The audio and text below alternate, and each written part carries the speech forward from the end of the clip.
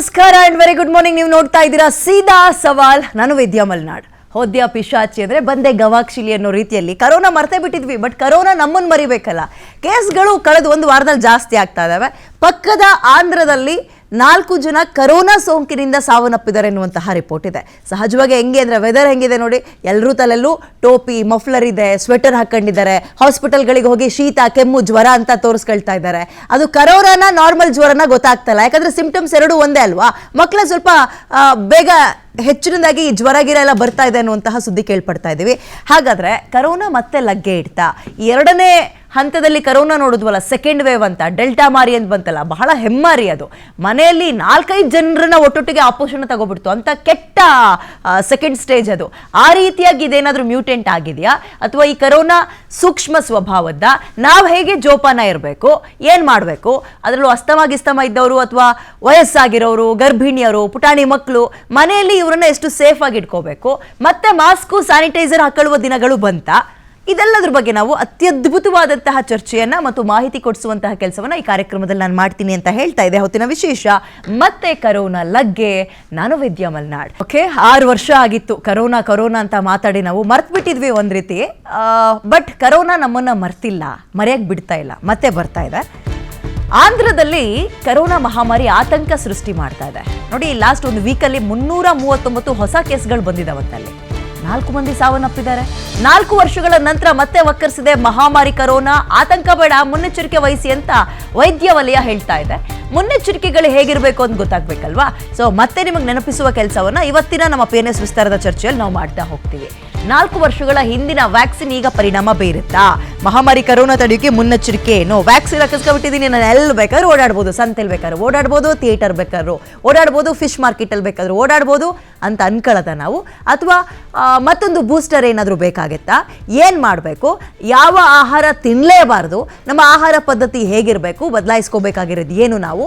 ಮತ್ತೆ ಮೆಡಿಕಲ್ ಹತ್ರ ಕ್ಯೂ ನಿಂತ್ಕೊಂಡು ನಾವು ಮಾಸ್ಕ್ ಕೊಡಿ, ಸ್ಯಾನಿಟೈಸರ್ ಕೊಡಿ ಅಂತ ಕೇಳುವ ದಿನಗಳು ಹತ್ರ ಬಂತ?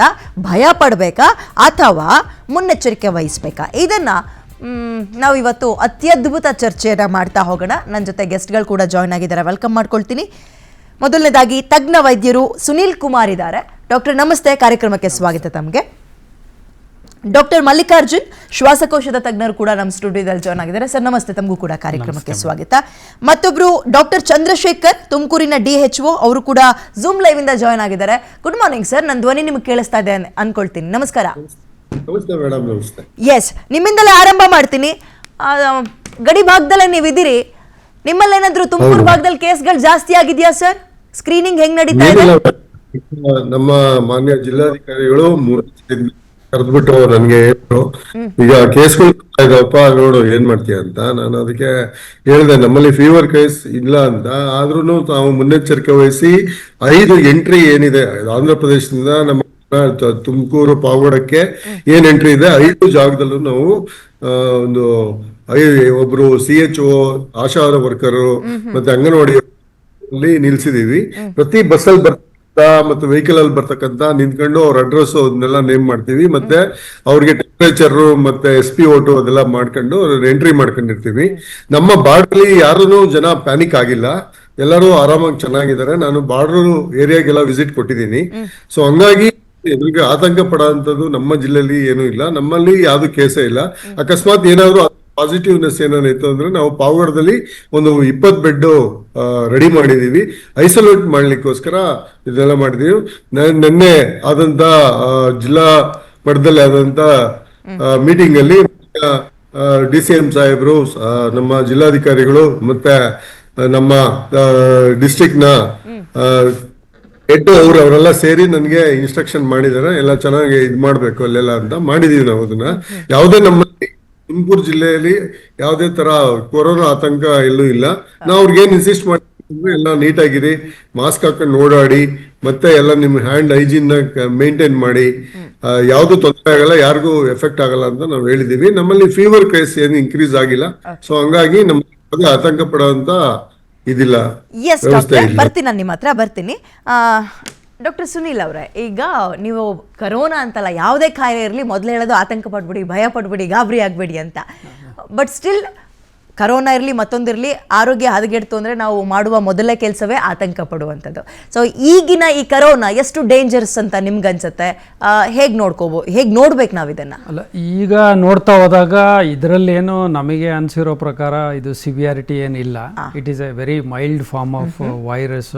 ಬಟ್ ಏನಾಗಿದೆ ಅಂದರೆ ಈಗ ಆಲ್ರೆಡಿ 12 ಕೇಸಸ್ ರಿಪೋರ್ಟ್ ಆಗಿದೆ, 4 ಡೆತ್ ಆಗಿದೆ. ಸೊ ಯಾವಾಗಲೂ ಡೆತ್ ಆದಾಗ ಏನಾಗುತ್ತೆ, ಜನರು ಆತಂಕ ಪಡುವಂಥ ಸಾಧ್ಯತೆ ಇರುತ್ತೆ. ಈಗ ನೀವು ಆಂಧ್ರದ ರಿಪೋರ್ಟ್ ನೋಡಿದರೆ ಆ 4 ಕೇಸು ಯಾವುದು ಕೋವಿಡಿಂದ ಡೈರೆಕ್ಟಾಗಿ ತೀರ್ಕೊಂಡಿಲ್ಲ, ಇಂಡೈರೆಕ್ಟ್ ಎಫೆಕ್ಟ್ ಅಂತ ಹೇಳ್ತೀವಿ. ಅಂದರೆ ಮೇ ಬಿ ಅವರಿಗೆ ಡಯಾಬಿಟಿಸ್ ಇತ್ತು, ಹೈಪರ್ ಟೆನ್ಷನ್ ಇತ್ತು, ಆ ಥರ ಇತ್ತು, ಹಾಗಾಗಿ ಅವರು ತೀರ್ಕೊಂಡಿದ್ದಾರೆ. ಆಮೇಲೆ ನಾವು ಇದರಲ್ಲಿ ನೋಡ್ತಾ ಹೋದಾಗ ಹಾಸ್ಪಿಟಲೈಸೇಷನ್ ಆಗಿರುವಂಥ ಕೇಸ್ಗಳ ಸಂಖ್ಯೆ ತುಂಬ ಕಮ್ಮಿ ಇದೆ. ಸೊ ಈ ಒಂದು ನಿಟ್ಟಿನಲ್ಲಿ ಯಾವುದೇ ಕಾರಣಕ್ಕೂ ಸದ್ಯದ ಪರಿಸ್ಥಿತಿಯಲ್ಲಿ ಆತಂಕ ಪಡುವಂಥ ಅವಶ್ಯಕತೆ ಇಲ್ಲ. ಬಟ್ ಏನಂದರೆ ಕೆಲವು ವಲ್ನರಬಲ್ ಪಾಪ್ಯುಲೇಷನ್ ಅಂತ ಹೇಳ್ತೀವಿ, ಅಂದರೆ ವಯಸ್ಸಾಗಿರೋರು ಇರ್ಬೋದು, ಡಯಾಬಿಟಿಸ್, ಹೈಪರ್ ಟೆನ್ಷನ್ ಇರ್ಬೋದು, ಗರ್ಭಿಣಿ ಸ್ತ್ರೀಯರು, ಮಕ್ಕಳು, ಅಂಥವರಿಗೆ ವಲ್ನರಬಲ್ ಪಾಪ್ಯುಲೇಷನ್ಗೆ ಸ್ವಲ್ಪ ಜಾಸ್ತಿ ಪ್ರೊಟೆಕ್ಷನ್ ಬೇಕಾಗುತ್ತೆ compare to normal population. So ಈ ಒಂದು ಹಂತದಲ್ಲಿ ದೇಶದಲ್ಲಿ 339 ಕೇಸ್ ರಿಪೋರ್ಟ್ ಇದೆ ಈಗ ಆಸ್ ಆಫ್ ನಾವು. ಬಟ್ ಏನಂದರೆ ಇದು ಆಂಧ್ರದಲ್ಲಿ 12 ಕೇಸ್ ಇದೆ, 4 ಡೆತ್ ಆಗಿದೆ. ಹಾಗಾಗಿ ಕರ್ನಾಟಕಕ್ಕೆ ಬರ್ಬೋದಾ ಅಂದರೆ ಈಗ ಆಲ್ರೆಡಿ ಜಿಲ್ಲೆಯಲ್ಲಿ ಕೂಡ ಜಿಲ್ಲಾಡಳಿತ ಸಜ್ಜಿರೋದ್ರಿಂದ ಜನರು ಸದ್ಯದ ಪರಿಸ್ಥಿತಿಯಲ್ಲಿ ಆತಂಕ ಪಡುವಂಥ ಅವಶ್ಯಕತೆ ಇಲ್ಲ. ಬಟ್ ಯಾವುದೇ ಕಾಲದಲ್ಲೂ ಕೂಡ ಮುಂಜಾಗ್ರತಾ ಕ್ರಮದಲ್ಲಿ ಇರಬೇಕಾಗುತ್ತೆ, ಹಿಂದೆ ಬೀಳಬಾರದು. ಎಸ್ ಡಾಕ್ಟರ್ ಮಲ್ಲಿಕಾರ್ಜುನ್ ಅವರೇ, ನಾನು ನಿಮ್ಮ ಹತ್ರ ಈ ಲಂಗ್ಸಿಗೆ ಯಾವ ರೀತಿಯ ಪರಿಣಾಮ ಬೀರುತ್ತೆ ಕೇಳ್ತೀನಿ. ಅದಕ್ಕಿಂತ ಮುಂಚೆ ಈ ಕರೋನಾವನ್ನು ಅಥವಾ ಈ ತಳಿಯನ್ನು ನೀವು ಹೇಗೆ ನೋಡ್ತೀರಿ? ಮೇಡಮ್, ಮೊದಲನೇದಾಗಿ ಸಾರ್ವಜನಿಕರಿಗೆ ನಾನು ಹೇಳೋದೇನು ಬಯಸ್ತೀನಿ ಅಂದರೆ, 2020 2021 ದೊಡ್ಡ ಅಲೆ ಏನು ಬಂದಿತ್ತು ಅದಕ್ಕೆ ಹೋಲಿಸೋದು ತಪ್ಪು. ಆದರೆ ಎಚ್ಚರಿಕೆ ಇರಬೇಕು, ಅದರಿಂದ ಪ್ರಿಪೇರ್ಡ್ನೆಸ್ ಮಾಡ್ಕೊಂಡು ಇರಬೇಕು, ಅದು ಮಾತ್ರ ಹೇಳಕ್ಕೆ ಇಷ್ಟಪಡ್ತೀನಿ. ಸೊ ಇದ್ರದ್ದು ಸಿವಿಯಾರಿಟಿ ಬಗ್ಗೆ ಕರೆಂಟ್ ಲೀನೇಜ್ ಏನಿದೆ, ನಾವು ಒಮಿಕ್ರಾನ್ ಅಂತ ಲಾಸ್ಟ್ ಕೇಳಿದ್ವಿ, ಅದರದ್ದೇ ಸಬ್ ಲೀನೇಜ್ ಇದು. ಸೊ ಅದರದ್ದೇ ಸಬ್ ಲೀನೇಜಸ್ ಅಲ್ಲಿ ಮ್ಯೂಟೇಟ್ ಆಗಿ ಇವಾಲ್ವ್ ಆಗಿ ವೈರಸ್ ಚೇಂಜ್ ಆಗ್ತಾ ಇದೆ. ಸದ್ಯದಲ್ಲಿ ಅದು ಮೈಲ್ಡ್ ಇನ್ಫೆಕ್ಷನ್ಸೇ ಮಾಡ್ತಿದೆ ಉಂಟು, ಅಥವಾ ಸೀರಿಯಸ್ ಆಗಿ ಇನ್ಕ್ರೀಸ್ಡ್ ಡೆತ್ಸ್ ಆಗಲಿ, ಹಾಸ್ಪಿಟಲಲ್ಲಿ ತುಂಬ ಕೇಸಸ್ ಅಡ್ಮಿಟ್ ಆಗೋದು, ಆ ಥರ ಯಾವುದೂ ಕಾಣಿಸ್ತಿಲ್ಲ. ಓಕೆ, ಬರ್ತೀನಿ ಸರ್ ನಾನು ನಿಮ್ಮ ಹತ್ರ. ಈಗ ತಾನೇ ಮತ್ತೊಬ್ಬ ಗೆಸ್ಟ್ ನಮ್ಮ ಸ್ಟುಡಿಯೋವನ್ನು ಜಾಯ್ನ್ ಆಗಿದ್ದಾರೆ, ಯುವ ವಿಜ್ಞಾನಿ ದಿವ್ಯಾ ಚಂದ್ರಾಧರೆ. ಮೇಡಮ್ ನಮಸ್ಕಾರ, ಕಾರ್ಯಕ್ರಮಕ್ಕೆ ಸ್ವಾಗತ. ಈ ಲಾಸ್ಟ್ ಟೈಮಲ್ಲ ಕರೋನಾ ಅಂದ ತಕ್ಷಣ ಇನ್ನೂ ನಮಗೆ ನೆನಪಿದೆ, RT-PCR ಮಾಡಿಸಿದ್ರಾ ಅಂತ ಕೇಳ್ತಾ ಇದ್ರು. ಈಗ 6 ವರ್ಷ ಗ್ಯಾಪ್ ಕೊಟ್ಬಿಟ್ಟಿದೆ ಕರೋನಾ. ನೀವು ಒಂಚೂರು ಅಪ್ಡೇಟ್ ಆಗಿ ಟೆಕ್ನಾಲಜಿಲಿ ಅಂತ. ಸೊ RT-PCR ಟೆಸ್ಟ್ ಬಿಟ್ಟು ಬೇರೆ ಏನಾದರೂ ಅಪ್ಡೇಟ್ ಆಗಿದ್ದೀವ ನಾವು, ವೆರಿ ಕ್ವಿಕ್ ಆಗಿ ರಿಸಲ್ಟ್ ಬರೋ ಥರ? ಸೊ ಈಗ ರ್ಯಾಪಿಡ್ ಆಂಟಿಜೆನ್ ಟೆಸ್ಟ್ ಕಿಟ್ಸ್ ಏನಂತೀರ, ಅವಾಗ ಪ್ರೀವಿಯಸ್ಲಿ ಏನು ಇನ್ವೆಂಟ್ ಮಾಡಿದ್ರು ಅದು ಇವಾಗೂ ವ್ಯಾಲಿಡ್ ಇದೆ. ಬಟ್ RT-PCR ಅಂತ ಹೇಳ್ತೀವಲ್ಲ, RNA ಎಕ್ಸ್ಟ್ರಾಕ್ಷನ್ ಕಿಟ್ಸ್, ಅದರಲ್ಲಿ ಸ್ವಲ್ಪ ಪ್ರೋಬ್ಸು, ಪ್ರೈಮರ್ಸು ಇದೆಲ್ಲ ಚೇಂಜ್ ಆಗಬೇಕಾಗುತ್ತೆ. ಹೇಗೆ ವೈರಸ್ ಮ್ಯೂಟೇಟ್ ಆಗುತ್ತೋ ಆ ಟೆಸ್ಟಿಂಗ್ ಪ್ರೊಸೀಜರ್ ಕಿಟ್ಸಲ್ಲಿ, ಕಿಟ್ ಮ್ಯಾನುಫ್ಯಾಕ್ಚರಿಂಗಲ್ಲಿ ಸರ್ಟನ್ ಪ್ರೋಬ್ಸು, ಪ್ರೈಮರ್ಸು ಚೇಂಜ್ ಮಾಡಬೇಕಾಗುತ್ತೆ. ಹ್ಯೂಜ್ ಚೇಂಜ್ ಏನಿಲ್ಲ, ಸ್ವಲ್ಪ ಡಿಫ್ರೆನ್ಸಸ್ ಮಾಡಬೇಕಾಗಿ ಬರುತ್ತೆ. ಬಟ್ ರ್ಯಾಪಿಡ್ ಆಂಟಿಜೆನ್ ಕಿಟ್ಸ್ ಏನಿದೆಯೋ ಅದು ಎಫಿಕೆಸಿ ತುಂಬ ಚೆನ್ನಾಗಿದೆ. ಇಮಿಡಿಯೇಟ್ ಸ್ಕ್ರೀನಿಂಗ್ ಅಂತ ಹೇಳ್ತಾರಲ್ಲ, ಇಮಿಡಿಯೇಟ್ ಸ್ಕ್ರೀನಿಂಗ್ಗೆ ಅದು ಯೂಸ್ಫುಲ್ ಇದೆ. ಇಫ್ ಫೌಂಡ್ ಏನಾದರೂ ಪಾಸಿಟಿವ್ ರ್ಯಾಪಿಡ್ ಟೆಸ್ಟಲ್ಲಿ ಫರ್ದರ್ ಇನ್ವೆಸ್ಟಿಗೇಷನ್ಗೆ RT-PCRಗೆ ಹೋಗೋದು ಒಳ್ಳೆಯದು. Currently I think whatever RT-PCR kits are there, ಈ ಕರೆಂಟ್ ವಾಟ್ ಎವರ್ ಒಮಿಕ್ರಾನ್ ಅಥವಾ ಯಾವ್ದು ವೇರಿಯಂಟ್ ಇದೆಯೋ ಅದು ಕರೆಕ್ಟ್ ಆಗಿದೆ. ಬಟ್ ಜೀನೋಮಿಕ್ ಸೀಕ್ವೆನ್ಸಿಂಗ್ ಕರೆಕ್ಟಾಗಿ ಮಾಡಬೇಕಾಗಿದೆ, ಈ ಕರೆಂಟ್ಲಿ ಯಾವ ಪ್ರಕಾರ ವೇರಿಯಂಟ್ ಬರ್ತಾ ಇದೆ ಅಂತ. ಯಾಕಂದರೆ ಇದೇನು ಹ್ಯೂಜ್ ಇಂಪ್ಯಾಕ್ಟ್ ಮಾಡುತ್ತೆ ಅನ್ನಂಗೆ ಕಾಣ್ತಿಲ್ಲ. Because world wide 56 countries recent cases ನೋಡಿದ್ರೆ 56 ಕಂಟ್ರೀಸಲ್ಲಿ ಆಲ್ಮೋಸ್ಟ್ 16,000 ಕೇಸಸ್ ಕೋವಿಡ್ ಕೇಸಸ್ ಕಂಡು ಬಂದಿದೆ. ಅದರಲ್ಲಿ ಡೆತ್ತು ಅಷ್ಟೊಂದೇನು ಆಗಿಲ್ಲ, ಅದು ಬೇರೆ ಏನಾದ್ರು ಕೋಮಾರ್ಬಿಡಿಟಿಯಿಂದ ಡೆತ್ ಆಗಿರ್ಬೋದು. ಬಟ್ ಡೆತ್ತು ಅಷ್ಟೊಂದೇನು ಕಾಣಿಸ್ಕೊಂಡಿಲ್ಲ, ಅದರಿಂದ ಆತಂಕ ಪಡೋ ಅಗತ್ಯ ಇಲ್ಲ. ನಮ್ಮ ವೈದ್ಯಕೀಯ ಅಥವಾ ಟೆಸ್ಟಿಂಗ್ ಲ್ಯಾಬೊರೇಟರಿ ಸಿಸ್ಟಮ್ ತುಂಬ ಚೆನ್ನಾಗಿದೆ. ಎಲ್ಲ ಲ್ಯಾಬ್ಸ್ ಇವಾಗ ಅಪ್ಗ್ರೇಡೆಡ್ ಆಗಿದೆ. PCR ಕಿಟ್ಸ್ ಆಗಲಿ, ಬೇರೆ ಬೇರೆ ಎಕ್ವಿಪ್ಮೆಂಟ್ಸ್ ಆಗಲಿ, ಮಿಷನರಿ ಕೋವಿಡ್ ಟೆಸ್ಟ್ ಮಾಡುವಂಥದ್ದು ಎಲ್ಲ ಅಪ್ಗ್ರೇಡ್ ಆಗಿದೆ. ಸೊ ಆತಂಕ ಭಯ ಪಡುವಂಥದ್ದೇನಿಲ್ಲ, ಎಚ್ಚರಿಕೆ ವಹಿಸಬೇಕಷ್ಟೇ ಅಂತ ಹೇಳಕ್ಕೆ ಇಷ್ಟಪಡ್ತೀನಿ. ಓಕೆ, ಈಗ 6 ವರ್ಷದ ಹಿಂದೆ ನೋಡಿದ್ದು ಮತ್ತೆ ನೋಡ್ತಾ ಇದ್ದೀವಿ. ಸೆಕೆಂಡ್ ವೇವ್ ಮಾತ್ರ ತುಂಬಾ ಡೇಂಜರಸ್ ಆಗಿತ್ತು. ಡೆಲ್ಟಾ ಕರೆಸ್ಕೊಳ್ಳೋದು ಮನೆನೇ ಸ್ಮಶಾನ ಮಾಡಿ ಹಾಕ್ಬಿಡ್ತು. ಸೊ ಈಗ ಬರ್ತಾ ಇರೋದು ಏನಿದೆ, ಈ ವೈರಸ್ ಅಲ್ಲಿ ಜೀನ್ ಅನ್ನೋದು ಬದಲಾವಣೆ ಆಗಿದೆಯಾ, ಹೆಂಗ್ ನೋಡೋದು ಇದನ್ನ? ಸೊ ಅಥವಾ ಇನ್ ಸ್ವಲ್ಪ ಟೈಮ್ ಬೇಕಾ ನಮಗೆ ಇದ್ರ ಬಗ್ಗೆ ಅಧ್ಯಯನ ಮಾಡ್ಕೊಳಕ್ಕೆ? ಇಲ್ಲ, ಇವಾಗ ಇನ್ಫ್ಲೂಯೆನ್ಸಾ ವೈರಸ್ ಹೇಗಿದೆ, influenza virus every 6 months change ಆಗ್ತಾ ಇದೆ, ಮ್ಯೂಟೇಟ್ ಆಗ್ತಾ ಇದೆ. ಸೊ ಕೆಲವೊಂದ್ ಕಡೆ ವ್ಯಾಕ್ಸಿನ್ಸ್ನು ಏನ್ ಮಾಡ್ತಾ ಇದೆ ಇನ್ಫ್ಲೂಯೆನ್ಸಾ ವೈರಸ್ಗೆ ಬೇರೆ ಬೇರೆ ದೇಶಗಳಲ್ಲಿ 1 ವರ್ಷಕ್ಕೊಂದ್ಸಲಿ 2 ವರ್ಷಕ್ಕೊಂದ್ಸಲಿ ಬೇರೆ ವ್ಯಾಕ್ಸಿನ್ಸ್ ಅಲ್ಲೂ ಸ್ವಲ್ಪ ಚೇಂಜಸ್ ಮಾಡ್ತಾ ಇದ್ದಾರೆ. ಈಗ ಕರೆಂಟ್ ವೇರಿಯಂಟ್ ಎಕ್ಸಿಸ್ಟೆಂಟ್ ಏನಿದೆ ಅದ್ರ ಬಗ್ಗೆ ಇನ್ನೂ ಇನ್ವೆಸ್ಟಿಗೇಷನ್ ಮಾಡಬೇಕಾಗತ್ತೆ. ಯಾವ ತರ ವೇರಿಯಂಟ್ ಇದು ಅಂತ ಅದ್ರ ಬಗ್ಗೆ ಕರೆಂಟ್ ನೋಡಿರೋ ಪ್ರಕಾರ ಅಷ್ಟು ಹಾರ್ಮ್ಫುಲ್ ಅನ್ನ, ಬಿಕಾಸ್ ಇದು ರ್ಯಾಪಿಡ್ ಆಗಿ ಏನು ಸ್ಪ್ರೆಡ್ ಮಾಡಿ ತುಂಬಾ ಡೆತ್ಸ್ ಕಾಣಿಸೋದು ಆ ತರ ಏನು ಇದಿಲ್ಲ. ಆಂಧ್ರದಲ್ಲಿ ಕೆಲವೊಂದು 12 ಕೇಸ್, ಅದ್ರಲ್ಲಿ ಕೆಲವೊಂದು 4 ಕೇಸು ಅದು ಕೋವಿಡ್ ಇಂದಾನೇ ಡೆತ್ ಆಗಿದೆಯೋ ಅಥವಾ ಬೇರೆ ಉದ್ದೇಶದಿಂದ ಡೆತ್ ಆಗಿದೆಯಾ ನಮ್ಗೆ ಇನ್ನೂ ಅದ್ರ ಬಗ್ಗೆ ಪ್ರಾಪರ್ ಕ್ಲಾರಿಟಿ ಇಲ್ಲ. ಸೊ ಇವಾಗ ನಮ್ಮ ಸಿಸ್ಟಮ್ ಕರೆಕ್ಟ್ ಆಗಿದೆ ಅಂತ ಹೇಳಕ್ ಇಷ್ಟಪಡ್ತೀನಿ. ಯಾವುದೇ ತರದ ಆತಂಕ ಪಡುವ ಅಗತ್ಯ ಇಲ್ಲ. ಎಸ್, ಡಾಕ್ಟರ್ ಸುನಿಲ್ ಅವರೇ, ಈಗ ಆಲ್ರೆಡಿ ನಾವು ಕೋವಿಡ್ ವ್ಯಾಕ್ಸಿನ್ ತಗೊಂಡಿದ್ದೀವಿ, ಬೂಸ್ಟರ್ ಡೋಸ್ ತಗೊಂಡಿದ್ದೀವಿ, ನಮ್ಮನ್ನ ಇನ್ನೂ ಪ್ರೊಟೆಕ್ಟ್ ಮಾಡ್ತಾ ಇದೆಯಾ ಅಥವಾ ಅದ್ರ ಎಕ್ಸ್ಪೈರಿ ಡೇಟ್ ಆಗಿದೆಯಾ, ಇನ್ನೊಂದ್ಸಲ ಏನಾದ್ರು ತಗೋಬೇಕಾ? ಕರೋನಾ ಬೇರೆ ಜಾಸ್ತಿ ಆಗ್ತಾ ಇದೆ ಅಂತಿದ್ದಾರೆ. ನೋಡಿ, ನಾವು ಲಾಸ್ಟ್ ಟೈಮ್ ನಾವು ವ್ಯಾಕ್ಸಿನ್ ಕೊಟ್ಟಿದ್ದು ಅದ್ರದ್ದು ಏನು ನಮಗೆ ಪ್ರೊಟೆಕ್ಷನ್ ರೇಟ್ ನೋಡಿದಾಗ 9 ತಿಂಗಳಿಂದ 1 ವರ್ಷದವರೆಗೆ ಸಿಗಬಹುದು ಅಂತ ಒಂದು ಅಂದಾಜಿತ್ತು. ಎಮರ್ಜೆನ್ಸಿ ಅಪ್ರೂವಲ್ ವ್ಯಾಕ್ಸಿನ್ ಕೊಟ್ಟಿದ್ದು, ಹಾಗಾಗಿ ಒಂದಿದೆ. ವ್ಯಾಕ್ಸಿನ್ ಒಂದೇ ಅಲ್ಲ, ಎರಡನೇದು ಏನಂದರೆ, ಒಂದು ವ್ಯಾಕ್ಸಿನಿಂದ ನಮಗೆ ಪ್ರೊಟೆಕ್ಷನ್ ಸಿಕ್ತು, ಎರಡನೇದು ವೈರಸ್ದು ವಿರುಲೆನ್ಸ್ ಪವರ್ ಅಂತೀವಿ, ಅಂದರೆ ವೈರಸ್ ಪವರು ಡೆಫಿನೆಟ್ಲಿ ಬರ್ತಾ ಕಮ್ಮಿ ಆಗುತ್ತೆ. ಅದು 2ನೇ ಪಾಯಿಂಟು. 3ನೇ ಪಾಯಿಂಟು, ತುಂಬ ಜನಕ್ಕೆ ವ್ಯಾಕ್ಸಿನ್ ತೊಗೊಂಡಿರೋದ್ರಿಂದ ಅಥವಾ ಕೋವಿಡ್ ಬಂದಿರೋದ್ರಿಂದ ನಾವೊಂದು ನ್ಯಾಚುರಲ್ ಇಮ್ಯುನಿಟಿ ಅಥವಾ ಹರ್ಡ್ ಇಮ್ಯುನಿಟಿ ಅಂತ ಹೇಳ್ತೀವಿ, ಅಂದರೆ ಸಮುದಾಯದಲ್ಲಿ ಎಲ್ಲರಿಗೂ ಕೂಡ ಇಮ್ಯುನಿಟಿ ಬಂದಿರುತ್ತೆ. ಸೊ ಈ 3 ಪಾಯಿಂಟ್ಗಳನ್ನ ಇಟ್ಕೊಂಡ್ರೆ, ಒಂದು ವ್ಯಾಕ್ಸಿನ್ ತಗೊಂಡಿದ್ದೀವಿ, ಇಮ್ಯುನಿಟಿ ಬಂದಿದೆ, 3ನೇದು ವಿರುಲೆನ್ಸ್, ವೈರಸ್ದು ಪವರ್ ಏನಿದೆ ವಿರುಲೆನ್ಸ್ ಅಂತ ಅದು ಕಮ್ಮಿ ಆಗಿದೆ. ಆ್ಯಂಡ್ ವಾಟ್ ಎವರ್ ನಾವೀಗ ನೋಡ್ತಾ ಇರೋದು ಒಮಿಕ್ರಾನ್ದು ಸಬ್ಲೀನಿಯೇಜಸ್ ಅಂತ ಇರ್ಬೋದು. ಹಾಗಾಗಿ ಈ 3 ಹಂತದಲ್ಲಿರೋದ್ರಿಂದ ಈ ಒಂದು ಏನಿದೆ ಇದರಲ್ಲಿ ಸದ್ಯದ ಪರಿಸ್ಥಿತಿಯಲ್ಲಿ ಆತಂಕ ಪಡೋ ಅವಶ್ಯಕತೆ ಇಲ್ಲ. ಡೆಫಿನೆಟ್ಲಿ ನಮಗೆ ಈ 3 ಪಾಯಿಂಟ್ ಇರೋದ್ರಿಂದ ಎಲ್ಲ ಮನುಷ್ಯರಿಗೆ ಪ್ರೊಟೆಕ್ಷನ್ ಸಿಕ್ಕೇ ಸಿಗುತ್ತೆ. ಸೊ ಮತ್ತೊಂದು ವ್ಯಾಕ್ಸಿನ್ ಖಂಡಿತವಾಗ್ಲೂ ಅವಶ್ಯಕತೆ ಇಲ್ಲ ಸದ್ಯದ ಪರಿಸ್ಥಿತಿಯಲ್ಲಿ.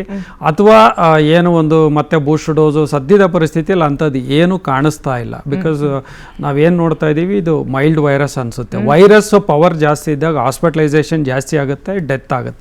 ಬಟ್ ಇಲ್ಲಿ ಡೈರೆಕ್ಟ್ ಡೆತ್ಸ್ ಅಂತ ಕೋವಿಡಿಂದ ಇಲ್ಲ, ಹಾಸ್ಪಿಟಲೈಸೇಷನ್ನು ತುಂಬ ಕಮ್ಮಿ ಇರೋದ್ರಿಂದ ಜನಗಳಿಗೆ ಇದಿರುತ್ತೆ. ಬಟ್ ವಲ್ನರಬಲ್ ಪಾಪ್ಯುಲೇಷನ್ನು ಖಂಡಿತವಾಗ್ಲೂ ಇದ್ದೇ ಇರುತ್ತೆ. ತಾವು ಹೇಳ್ದಂಗೆ ಆಂಧ್ರದಲ್ಲಾದಾಗ ನೈಬರಿಂಗ್ ಸ್ಟೇಟ್ ಕರ್ನಾಟಕದಲ್ಲಿ ಅಂತ ಈಗ ಆಲ್ರೆಡಿ ಜಿಲ್ಲಾಡಳಿತ ಅದಕ್ಕೆ ಸಂಬಂಧಪಟ್ಟರೋ ಅಂತ ಒಂದು ಪ್ರಿಕಾಷನ್ಸ್ ತಗೊಂಡ ಇದ್ದಾರೆ. ಬಟ್ ಒಂದು ಏನಪ್ಪ ಅಂದರೆ, ಜನಕ್ಕೆ ಯಾವಾಗಲೂ ಕೋವಿಡಲ್ಲಿ ಮಾತಾಡ್ಬೇಕಾದ್ರೆ ಒಂದು ಪ್ರಶ್ನೆ ಬರುತ್ತೆ, ಯಾಕೆ ಯಾವಾಗಲೂ ಹಿಂಗೆ ಹೇಳ್ತೀರಂತ. ಒಂದು ಕೋವಿಡ್ ಏನೋ ಒಂದು ಬಂತಲ್ಲ, ಅದು ಒಂಥರ ಯಾರು ಕೇಳದೆ ಇರೋವಂಥ ಸ್ಥಿತಿ, ಕರ್ಫ್ಯೂಗಳಿತ್ತು, ಎಮರ್ಜೆನ್ಸೀಸ್ ಇತ್ತು.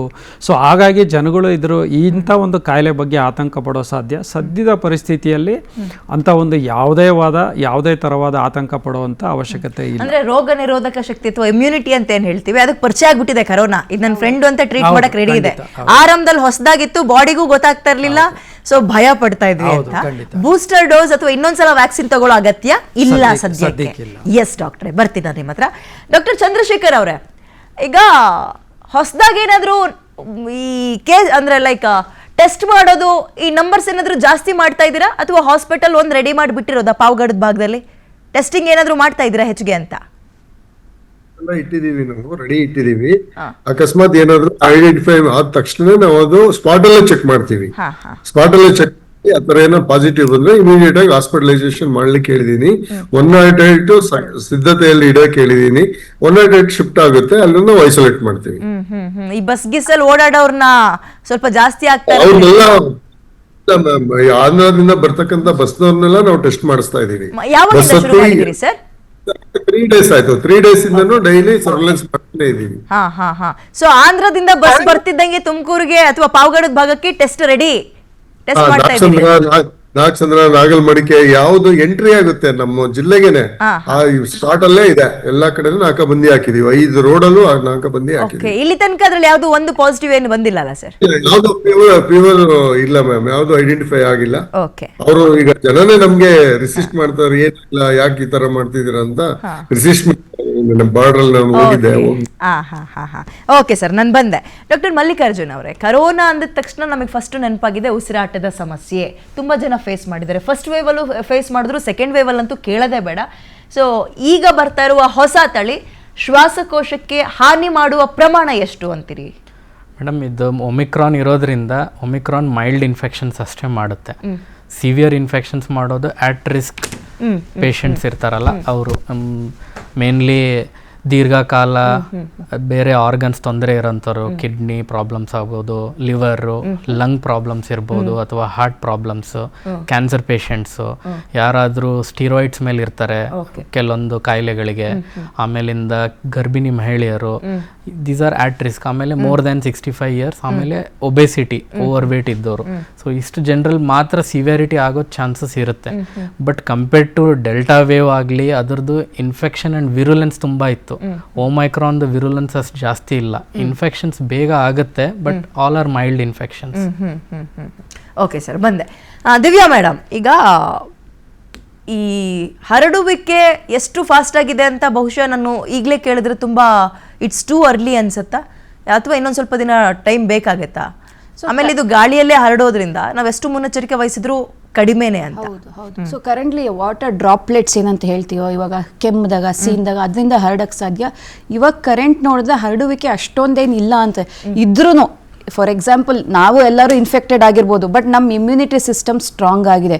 ಆಲ್ರೆಡಿ ಒಂದು ಇನ್ಫೆಕ್ಷನ್ ತೊಗೊಂಡಿರ್ತಾರಲ್ಲ, ಅವ್ರ ಬಾಡಿನಲ್ಲಿ ಇನ್ಬಿಲ್ಟ್ ಸಿಸ್ಟಮ್, ಡಿಫೆನ್ಸ್ ಸಿಸ್ಟಮ್ ಆಗಲೇ ರೆಡಿ ಆಗಿದೆ. ಇದು ಹೇಗೆ ಅಂತೀರಂದ್ರೆ, ಬಾರ್ಡ್ರಲ್ಲಿ ಆಗಲೇ ಸೈನಿಕರು ರೆಡಿಯಾಗಿ ನಿಂತಿದ್ದಾರೆ, ವಾರಿಗೆ ರೆಡಿಯಾಗಿ ನಿಂತಿದ್ದಾರೆ, ಬಂದರೂ ಕೂಡ ಅದು ಡಿಫೀಟ್ ಮಾಡಿಬಿಡುತ್ತೆ. ಆ ಪರಿಸ್ಥಿತಿಲಿ ಇದ್ದೀವಿ ಕರೆಂಟ್ಲಿ. ಐದರ್ ವ್ಯಾಕ್ಸಿನೇಷನ್, ಸರ್ ಹೇಳ್ದಂಗೆ ಐದರ್ ವ್ಯಾಕ್ಸಿನೇಷನ್ ಇಂದ ಫಸ್ಟು, ಆಮೇಲೆ ನಮ್ಮ ದೇಹಕ್ಕೆ ಯಾವ ಥರ ಪವರ್ ಇದೆ ಅಂದರೆ, ಯಾವುದೇ ಒಂದು ಇನ್ಫೆಕ್ಷನ್ ಬಂದರೆ ನೆಕ್ಸ್ಟ್ ಟೈಮ್ ಅದೇ ಟೈಪ್ ಇನ್ಫೆಕ್ಷನ್ ಬಂದರೆ ಅದು ರೆಡಿ ಆಗಿಬಿಡುತ್ತೆ ಆಂಟಿಬಾಡೀಸ್ ಇಂದ. ಸೊ ಹರಡುವಿಕೆ ಇದ್ರೂ ಕೂಡ ನಮ್ಮಲ್ಲಿ ಶಕ್ತಿ ಇದೆ ಅದನ್ನ ಫೇಸ್ ಮಾಡೋದಕ್ಕೆ ಅಂತ ಹೇಳಕ್ಕೆ ಇಷ್ಟಪಡ್ತೀನಿ. ಹಾಗೂ ಇಂಡಿಯನ್ ಮೆಡಿಕಲ್ ಸಿಸ್ಟಮ್ ಇವಾಗ ಲಾಸ್ಟ್ ಟೈಮ್ ಅಂದರೆ ಅಷ್ಟು ತಯಾರಿ ಆಗಲಿಲ್ಲ. It was A shock, Covid was A shock. But ಈ ಟೈಮಲ್ಲಿ ತಯಾರಿ ತುಂಬ ಚೆನ್ನಾಗಿದೆ. ಬೆಡ್ ಫೆಸಿಲಿಟೀಸ್ ಆಗಲಿ, ಈವನ್ ಟೆಸ್ಟಿಂಗ್ ಫೆಸಿಲಿಟೀಸ್ ಆಗಲಿ, ಆಗಲೂ ಐಡೆಂಟಿಫಿಕೇಶನ್ ಫೆಸಿಲಿಟೀಸ್ ಆಗಲಿ, ತುಂಬ ಒಳ್ಳೆ ತಯಾರಿ. ಇಡೀ ಪ್ರಪಂಚದ ಹೈಯೆಸ್ಟ್ ವ್ಯಾಕ್ಸಿನ್ ಡ್ರೈವ್ ನಡೆದಿದ್ದು ನಮ್ಮ ದೇಶದಲ್ಲಿ ಅಂತ ಹೇಳಕ್ಕೆ ಇಷ್ಟಪಡ್ತೀನಿ. ಹಾಗೂ ಕೋವಿನ್ ಡಿಜಿಟಲೈಸೇಷನ್, ಕೋವಿನ್ ಆ್ಯಪ್ ಹೇಗೆ ಬಂತು, ಹಾಗೂ ಭಾರತ್ ಬಯೋಟೆಕ್ ಇಂದ ಕೋವ್ಯಾಕ್ಸಿನ್ನು ಇಡೀ ನಮ್ಮ ದೇಶಕ್ಕಲ್ಲದೆ ಬೇರೆ ಕಂಟ್ರೀಸ್ಗೂ ವ್ಯಾಕ್ಸಿನ್ ಮೈತ್ರಿ ಅನ್ನೋ ಯೋಜನೆಯಲ್ಲಿ ಬೇರೆ ದೇಶಗಳಿಗೂ ವ್ಯಾಕ್ಸಿನ್ ಪ್ರೊವೈಡ್ ಮಾಡಿದ್ವಿ ನಾವು. ಸೊ ನಾವು ಸಜ್ಜಾಗಿದ್ದೀವಿ ಎಲ್ಲದಕ್ಕೂ. ಆದರೆ ಭಯಪಡುವಂಥ ಅವಶ್ಯಕತೆ ಇಲ್ಲ. ಈಗಿನ ವಾಟ್ ಎವರ್ ವೈರಸ್ ಏನಿದೆಯೋ ಹರಡಿದ್ರೂ ಅದರಿಂದ ತೊಂದರೆ ಏನು ಆಗ್ತಿಲ್ಲ ಅಂತ ಹೇಳಕ್ಕೆ ಇಷ್ಟಪಡ್ತೀನಿ. ಓಕೆ ಡಾಕ್ಟರ್ ಸುನೀಲ್ ಅವರೇ, ನಾವು ಇಂಡಿಯನ್ಸ್ ಹೆಂಗೆ ಅಂದರೆ, ಜ್ವರದ ಸಿಂಪ್ಟಮ್ಸ್ ಬಂತಾ ಕಷಾಯ ಕುಡಿತಾ ಇರು, ಹಿಂಗೆ ಮೆಡಿಕಲ್ ಓಡೋಗಿ ಒಂದು ಡೋಲೋ 650 ಮಾತ್ರೆನೋ, ತಲೆನೋವಿಗೆ ಸಾರಡೋನೋ, ಮತ್ತೊಂದೋ ಏನೋ ತಗೊಂಡ್ಬಂದ್ಬಿಡ್ತೀನಿ ಅಂತ ಸೆಲ್ಫ್ ಮೆಡಿಕೇಶನಲ್ಲಿ ನಾವು ಧೀರು ನಾವು. ಅದೆಷ್ಟು ಡ್ಯಾಮೇಜ್ ಮಾಡ್ತಾ ಇದೆ ಯಾರಿಗೂ ಗೊತ್ತಿಲ್ಲ. ಬಟ್ ಕರೋನಾಗೆ ಮೆಡಿಕೇಶನ್ಸ್ ಬೇರೆ ಇದೆ. ಯಾರೂ ಡೋಲೋ 650 ಮಾತ್ರೆನೋ ಇನ್ನೊಂದು ಮಾತ್ರೆನೋ ಕೊಡ್ತಾ ಇರಲಿಲ್ಲ. ಸಾರಿ, ಆ್ಯಕ್ಚುಲಿ ಯಾವುದೋ ಒಂದು ಪರ್ಟಿಕ್ಯುಲರ್ ಬ್ರ್ಯಾಂಡ್ ಹೇಳ್ಬಾರ್ದು. ಇಂಥದ್ದು ನಾವು 100 ಮೆಡಿಕಲಿಗೆ ಹೋಗ್ತೀವಿ, ಸ್ವಲ್ಪ ತಲೆನೋವ್ತಾ ಇದೆ, ಒಂದು ಮಾತ್ರೆ ಕೊಡಿ, ಜ್ವರ ಇದೆ, ಕೆಮ್ಮಿದೆ, ಎರಡಕ್ಕೂ ಸೇರಿಸಿ ಒಂದು ಮಾತ್ರೆ ಕೊಡಿ ಅಂತೀವಿ. ಆ ಮೆಡಿಕಲ್ ಒಂದು ತಲೆ ಕೆಡಿಸ್ಕೊಳ್ಳಲ್ಲ, ಯಾವುದೋ 2 ಸೀಟಲ್ಲಿ 2 ಮಾತ್ರೆ ಕೊಡ್ತಾರೆ. ನಾವು ಬೆಳಗ್ಗೆ ಸಂಜೆ ಒಂದು ತಿಂತೀವಿ, ಕೆಲವೊಬ್ರಿಗೆ ವಾಸಿ ಆಗುತ್ತೆ, ಕೆಲವೊಬ್ರಿಗೆ ವಾಸಿ ಆಗಲ್ಲ.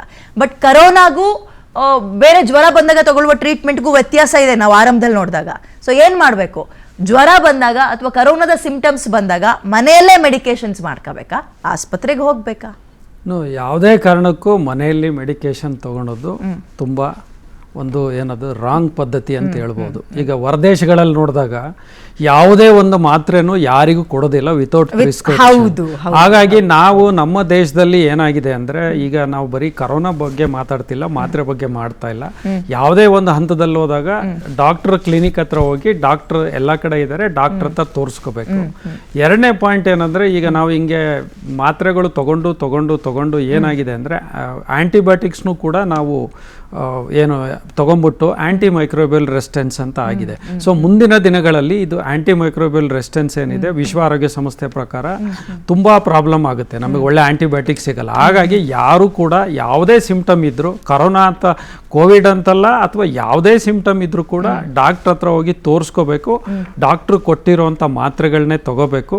ಸೊ ಅದು ತಗೊಂಡಾಗ ಅದರಿಂದ ಕರೆಕ್ಟಾಗಿ ಗೊತ್ತಾಗುತ್ತೆ ಅವ್ರು ಏನು ಮಾಡ್ತಾರೆ ಏನಿಲ್ಲ ಅಂತ. ಸೊ ಜನಗಳಲ್ಲಿ ಯಾವಾಗಲೂ ಸರ್ಕಾರದಿಂದನೇ ಎಲ್ಲ ಆಗಲ್ಲ, ದಯವಿಟ್ಟು ಅರ್ಥ ಆಗುತ್ತೆ. ಸೊ ಎಲ್ಲರಿಗೂ ಡಾಕ್ಟ್ರಿಗೆ ಹೋಗ್ಲಿಕ್ಕೆ ಕಷ್ಟ ಆಗುತ್ತೆ ಆ ಟೈಮಲ್ಲಿ. ಬಟ್ ಯಾವುದೇ ಕಾರಣಕ್ಕೂ ಕೂಡ ಯಾವುದೇ ಒಂದು ವಿಧದಲ್ಲಿ ಹೋಗಿ ಡೈರೆಕ್ಟಾಗಿ ಗೊತ್ತಿಲ್ಲದೆ ಮಾತ್ರೆ ತಗೊಳೋದು. ಬರೀ ಅಷ್ಟೇ ಅಲ್ಲ, ಅವ್ರಿಗೆ ಯಾರಿಗೋ ಹಂಗಾಗಿತ್ತು ಅಂತೇಳಿ ಕೆಲವು ಸೆಲ್ಫ್ ಡಾಕ್ಟರ್ಸ್ ಇದ್ದಾರೆ, ನನಗೆ ಹಂಗಾಗಿತ್ತು ನೀನು ಅದೇ ತಗೊಂಬಿಡು ಅಂತ. ಸೊ ಅದನ್ನು ತಗೊಂಡು ಎಷ್ಟೋ ಜನ ನಮ್ಮ ಹತ್ರ ಬಂದು ಬೇರೆ ಕಾಯಿಲೆಗಳಿಗೂ ಹೇಳ್ತಾರೆ. ಸೊ ಇದೆಲ್ಲ ಅಭ್ಯಾಸನ ಬಿಡಬೇಕು. ನಮ್ಮ ದೇಶದ ಡಾಕ್ಟರ್ಗಳು ತುಂಬ ಸಶಕ್ತರಾಗಿದ್ದಾರೆ. ಹಾಗಾಗಿ ಜನಗಳು ಒಂದು ಏನಿದೆ ಅದನ್ನು ನೋಡ್ಬಿಟ್ಟು ಮಾಡಬೇಕು. ಏನೇ ಪ್ರಾಬ್ಲಮ್ ಅನ್ಸಿದ್ರು ಸ್ಕ್ರೀನಿಂಗ್ ಅಂತ ಹೋಗಿ ಡಾಕ್ಟರ್ ಹತ್ರ ತೋರಿಸ್ಕೊಂಡು. ಸರ್, ಇವತ್ತು ನಾವು ಕರೋನಾ ಬಗ್ಗೆ ಮಾತಾಡ್ತಾ ಇರಬಹುದು, ಬಟ್ ಪರವಾಗಿಲ್ಲ, ವಿಚಾರ ಡೈವರ್ಟ್ ಆದ್ರೂ ನಾನು ಈ ಪ್ರಶ್ನೆ ಕೇಳಲೇಬೇಕು. ನಮ್ಗಿರೋ ಒಂದ್ ರೀತಿ ಕೆಟ್ಟ ಚಾಲಿ ಭಾರತದಲ್ಲೇ ಜಾಸ್ತಿ ಇದು. ಮಕ್ಕಳನ್ನು ಕೂಡ ನಾವು ಇದಕ್ಕೆ ಒಳಪಡಿಸ್ತಾ ಇದೀವಿ. ಮಕ್ಳಿಗೆ ಕೆಮ್ಮಂತ ಮೆಡಿಕಲಿಗೆ ಹೋಗಿ ಡಾಕ್ಟರ್ನ ಕೇಳೋದೇ ಇಲ್ಲ. ಮಗು ಕೆಮ್ಮಿದೆ, ಒಂದು ಸಿರಪ್ ಕೊಡಿ. ತಲೆನೋ ಮಗುಗೆ ಮಾತ್ರೆ ಇದೆ, ಅವನು ಯಾರೋ ಅಷ್ಟೇ ಒಂದು ಪ್ರಿಸ್ಕ್ರಿಪ್ಷನ್ ಕೇಳಲ್ಲ ಮೆಡಿಕಲ್, ಅವನು ಮಾತ್ರೆ ಕೊಡ್ತಾನೆ, ಇದ್ರಲ್ಲಿ ಕಾಲ್ ಭಾಗ ಕೊಡಿ ಅಂದ್ಬಿಡ್ತಾನೆ. ಇದೆಷ್ಟು ಡೇಂಜರ್ ಸರ್ ಇದು ಖಂಡಿತವಾಗ್ಲೂ ಬಹಳ ಡೇಂಜರು. ಏನಾಗಿದೆ ಅಂದ್ರೆ ನೋಡಿ, ಈಗ ನಮ್ಮ ದೇಶದಲ್ಲಿ ಈಗ ಆ ಥರ ತಗೊಂಡು ಬೇರೆ ಮಾತ್ರೆಗಳು ಓಕೆ, ಆಂಟಿಬಯೋಟಿಕ್ಸ್ ಕೂಡ ಡಾಕ್ಟರ್ ಪ್ರಿಸ್ಕ್ರಿಪ್ಷನ್ ಇಲ್ಲದೆ ತಗೋಬಾರ್ದು ಅಂತ ನಾವು ಹೇಳ್ತಾ ಇದ್ದೀವಿ. ಕಳೆದ 5 ವರ್ಷದಿಂದ ಇದ್ರ ಬಗ್ಗೆ ಹೊಡೆದಾಡಿ ಈಗ ಕೇಂದ್ರ ಸರ್ಕಾರ ಒಂದು ಹೊಸ ಮಾನದಂಡ ತಂದಿದೆ. ಆಂಟಿಬಯೋಟಿಕ್ನ ಯಾವುದೇ ಕಾರಣಕ್ಕೂ ವಿತೌಟ್ ಪ್ರಿಸ್ಕ್ರಿಪ್ಷನ್ ಕೊಡಬಾರ್ದು ಅಂತ. ಹಾಗಾಗಿ ಯಾವುದೇ ಮಾತ್ರೆಗಳನ್ನು ಕೂಡ ದಯವಿಟ್ಟು ಡಾಕ್ಟರ್ ಕನ್ಸಲ್ಟ್ ಮಾಡಿ, ಡಾಕ್ಟರ್ ಪ್ರಿಸ್ಕ್ರಿಪ್ಷನ್ ಇಲ್ಲದೆ ಕೊಡಬಾರ್ದು. ಸೊ ಡಾಕ್ಟರ್ ಪ್ರಿಸ್ಕ್ರಿಪ್ಷನ್ ಇಲ್ಲದೆ ಯಾರು ತಗೋಬಾರ್ದು. ಈ ಒಂದು ಪದ್ಧತಿ ಅಳವಡಿಸ್ಕೊಂಡ್ರೆ ಅವ್ರಿಗೆ ಖಂಡಿತವಾಗ್ಲೂ ಅದರಿಂದ ಒಳ್ಳೇದಾಗುತ್ತೆ. ಇನ್ನೊಂದು ಇಂಪಾರ್ಟೆಂಟ್ ಪಾಯಿಂಟ್ ಹೇಳಲಿಕ್ಕೆ ಇಷ್ಟಪಡ್ತೀನಿ. ಹೋದ ವರ್ಷ ಒಂದೇನೋ ಜ್ವರ ಬಂದಿರುತ್ತೆ, ಮಾತ್ರೆ ತಗೊಂಡಿರ್ತಾರೆ. ಮುಂದಿನ ವರ್ಷ ಅದೇ ಪ್ರಿಸ್ಕ್ರಿಪ್ಷನ್ ಇಟ್ಕೊಂಡು 5 ವರ್ಷ ತಗೊಳ್ಳೋಂಥ ಚಾನ್ಸಸ್ ಇರುತ್ತೆ. ಸೊ ದಯವಿಟ್ಟು ಜನಗಳು ಇದನ್ನೆಲ್ಲ ಇದರಿಂದ ಹೊರಗೆ ಬಂದರೆ ಖಂಡಿತವಾಗ್ಲೂ ತುಂಬ ಒಳ್ಳೇದಾಗುತ್ತೆ. ಅವ್ರ ಆರೋಗ್ಯಕ್ಕೂ ಒಳ್ಳೇದು, ಆರೋಗ್ಯವಂತ ಸಮಾಜ ಕೂಡ ನಿರ್ಮಾಣ ಆಗುತ್ತೆ ಅಂತ ಹೇಳ್ಬೋದು. ಎಸ್ ಡಾಕ್ಟ್ರೆ, ಬರ್ತೀನಿ ನಾನು ನಿಮ್ಮ 3 ಜನದ ಹತ್ರ ಮಾತಾಡ್ತೀನಿ. ಒಂದು ಚಿಕ್ಕ ಬ್ರೇಕ್ ತಗೊಂಡು ಟೈಮ್ ಆಗಿದೆ. ಟೇಕ್ ಅ ಬ್ರೇಕ್ ಆದ್ಮೇಲೆ ಕರೋನಾ ಮನೇಲಿ ಹೆಂಗಿರ್ಬೇಕು ನಾವು, ಹೊರಗೆ ಹೆಂಗಿರ್ಬೇಕು ನಾವು, ಏನ್ ತಿನ್ಬೇಕು ಏನ್ ತಿನ್ಬಾರ್ದು, ಮಕ್ಕಳನ್ನ ಎಷ್ಟು ಜೋಪಾನವಾಗಿ ನೋಡ್ಕೋಬೇಕು, ತಜ್ಞರಿದ್ದಾರೆ ಕೇಳೋಣ. ಅದಕ್ಕಿಂತ ಮುಂಚೆ ಟೇಕ್ ಅ ಬ್ರೇಕ್, ವಾಪಸ್ ಬೇಗ ಬರ್ತೀವಿ. Welcome back. ಕರೋನಾ ಆಂಧ್ರದಲ್ಲಿ ಜಾಸ್ತಿ ಆಗ್ತಾ ಇದೆ, ನಮ್ಮಲ್ಲೂ ನಂಬರ್ಸ್ ಇನ್ಕ್ರೀಸ್ ಆಗ್ತಾ ಇದೆ, ತಮಿಳುನಾಡು ಕೇರಳದಲ್ಲೂ ಜಾಸ್ತಿ ಆಗ್ತಾ ಇರೋದ್ರಿಂದ ಸೊ ಜಿಲ್ಲಾಡಳಿತಗಳು ಹೇಗೆ ಅಲರ್ಟ್ ಆಗಿದ್ದಾವೆ ಇದ್ರ ಬಗ್ಗೆ ನಾವು ಗಮನವನ್ನು ವಹಿಸ್ತಾ ಇದ್ವಿ. ಹಾಗೆ ನಾನು ಡಾಕ್ಟರ್ ಚಂದ್ರಶೇಖರ್ ಅವ್ರನ್ನ ಮಾತಾಡಿಸ್ತೀನಿ. ಡಾಕ್ಟ್ರೆ, ಈಗ ಆಂಧ್ರ ಪಕ್ಕದಲ್ಲಿರೋದ್ರಿಂದ ನಾವು ಪ್ರತಿನಿತ್ಯ ಇಷ್ಟು ಕೇಸ್ ಜಾಸ್ತಿ ಆಗಿದೆ ಅಂದಾಗ ತುಮಕೂರು ಜನ ಸ್ವಲ್ಪ ಅಯ್ಯೋ ಮತ್ತೆ ಕರೋನಾ ಬಂತಂತೆ ಅಂತ ಅಂದ್ಕೊಳ್ಳೋದು ಜಾಸ್ತಿ ಕಾಮನ್ ಅದು. ಸೊ ನಿಮ್ಮ ತಯಾರಿಗಳು ಮತ್ತು ಅವ್ರಿಗೆ ಮುನ್ನೆಚ್ಚರಿಕೆ ಕೊಡೋದು ಸ್ವಲ್ಪ ಏನಾದರೂ ಬದಲಾವಣೆ ಮಾಡ್ಕೊಂಡಿದ್ದೀರಾ ಸರ್? ಆಕ್ಟಿವ್ ಆಗಿದೆ ಜಿಲ್ಲಾಡಳಿತ?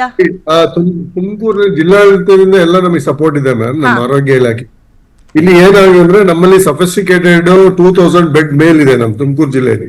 ನಮ್ ತುಮಕೂರು 3 ಮೆಡಿಕಲ್ ಕಾಲೇಜ್ ಇದಾವೆ, ಸೊ ICUಗಳಿದಾವೆ, ಆಮೇಲೆ ಟೆಸ್ಟಿಂಗ್ ಸೆಂಟರ್ಗಳಿದಾವೆ. ಎಲ್ಲಾ ಕಾಲೇಜ್ನಲ್ಲೂ ಟೆಸ್ಟಿಂಗ್ ಸೆಂಟರ್ಗಳಿದಾವೆ. ನಮ್ಗೆ ಏನು ತೊಂದರೆ ಇಲ್ಲ ಮ್ಯಾಮ್. ಇಮಿಡಿಯೇಟ್ ಆಗಿ ಏನೋ ಒಂದು ಕೇಸ್ ಬಂತು ಅಂದ್ರೆ ವಿತಿನ್ ½ hour to 1 hour ಅಲ್ಲಿ ಎಲ್ಲ ನಮ್ಗೆ ಸಿಗುತ್ತೆ. ಅವ್ರನ್ನ ಅಕಾಮಿಡೇಟ್ ಮಾಡ್ಬೋದು, ಮತ್ತೆ ಟ್ರೀಟ್ ಮಾಡ್ಬೋದು.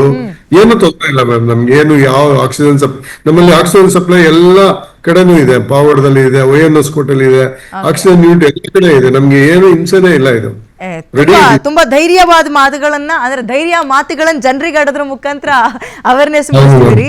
ಅಂದ್ರೆ ಸಿದ್ಧತೆಗಳಾಗಿದೆ, ಏನ್ ತಲೆ ಕೆಡಿಸ್ಕೊಳ್ಳೋದಿಲ್ಲ ಅಂತ. ಎಸ್ ಡಾಕ್ಟ್ರೆ, ಬರ್ತೀನಿ ನಾನು ನಿಮ್ಮ ಹತ್ರ. ಡಾಕ್ಟರ್ ಮಲ್ಲಿಕಾರ್ಜುನ್ ಅವರೇ, ಸೆಕೆಂಡ್ ವೇವ್ ನಲ್ಲಿ ತುಂಬಾ ಪ್ಯಾನಿಕ್ ಆಗಿದ್ದು ಅಂಡ್ ತುಂಬಾ ಡ್ಯಾಮೇಜ್ ಆಗಿದ್ದು ಗರ್ಭಿಣಿಯರಿಗೆ ಮತ್ತು ಪುಟಾಣಿ ಮಕ್ಕಳಿಗೆ ಮತ್ತು ವಯಸ್ಸಾಗಿರೋರಿಗೆ. ಅದರಲ್ಲೂ ಲಂಗ್ಸ್ ಅಂತ ಬಂದಾಗ ಉಸಿರಾಟದ ಸಮಸ್ಯೆ ಎಲ್ಲ ಆಗ್ತಾ ಇತ್ತು. ಇದು ತುಂಬಾ ನಮಗೆ ಸಮಸ್ಯೆ ಮಾಡಲಿ ಅಥವಾ ಬಿಡ್ಲಿ, ಒಬ್ಬ ಗರ್ಭಿಣಿ ಹೆಣ್ಣುಮಗಳು ಅಥವಾ ಮಕ್ಕಳು ಹೇಗೆ ಜೋಪಾನವಾಗಿರ್ಬೇಕು ಇಂಥ ಟೈಮ್ನಲ್ಲಿ? ಸೊ ಮನೆಯಲ್ಲಿ ಬೇರೆ ಯಾರಿಗಾದರೂ ನೆಗಡಿ ಆಗಲಿ, ಸ್ವಲ್ಪ ಥ್ರೋಟ್ ಪೇನ್ ಆಗಲಿ, ಕೋಲ್ಡ್, ಫೀವರ್, ಅವರಿಗೆ ಮೈಲ್ಡ್ ಇರ್ಬೋದು, ಅವ್ರು ಹೆಲ್ದಿಯಾಗಿರ್ತಾರೆ, ಅವರು ಐಸೋಲೇಟ್ ಆಗಬೇಕು, ಅವರಿಗೆ ಎಕ್ಸ್ಪೋಸ್ ಆಗಬಾರ್ದು ಇವರು ಫಸ್ಟು. ಇವರಿಗೆ ಇವ್ರಿಗೆ ಸಿಮ್ಟಮ್ಸ್ ಬಂದರೆ ಇವರು ಕೂಡ ಟೆಸ್ಟ್ ಮಾಡಿಕೊಂಡು ಐಸೋಲೇಟ್ ಆಗಿ ಅದರದ್ದು ಏನಿದೆ ಟ್ರೀಟ್ಮೆಂಟ್, ಅದರ ಪ್ರಕಾರ ಸಿಮ್ಟಮ್ಸ್ ಯಾವ ಥರ ಇದೆ ಅದರ ಪ್ರಕಾರ ಟ್ರೀಟ್ಮೆಂಟ್ ತೊಗೋಬೇಕು. ಸೊ ಯಾಕಂದರೆ ಮೈಲ್ಡ್ ಇನ್ಫೆಕ್ಷನ್ಸ್ ಇರೋದ್ರಿಂದ ಗಾಬರಿ ಆಗೋದಂತೂ ಯಾವುದೂ ಏನು ಪ್ರಶ್ನೆನೇ ಇಲ್ಲ. ಮತ್ತು ನಮಗೆ ಈಗ ಮುಂಚೆಗಿಂತ ನಾವು ಅನುಭವನೂ ಜಾಸ್ತಿ ಇದೆ ಟ್ರೀಟ್ಮೆಂಟ್ ಬಗ್ಗೆ. ಆಮೇಲೆ ಎಲ್ಲರಲ್ಲೂ ಅವಾಗ ಸ್ವಲ್ಪ ಜನರಿಗೆ ಅಷ್ಟೇ ಗೊತ್ತಿತ್ತು ಹಿಂಗಾಗ್ತಿದೆ, ಈಗ ಎಲ್ಲರೂ ಅದ್ರ ಬಗ್ಗೆ ಗೊತ್ತಿರೋದ್ರಿಂದ ಟ್ರೀಟ್ಮೆಂಟ್ ಪ್ರೋಟೋಕಾಲ್ಸ್ ಆಗಲಿ ಎಲ್ಲರಿಗೂ ಕರೆಕ್ಟಾಗಿ ಗೊತ್ತಿದೆ.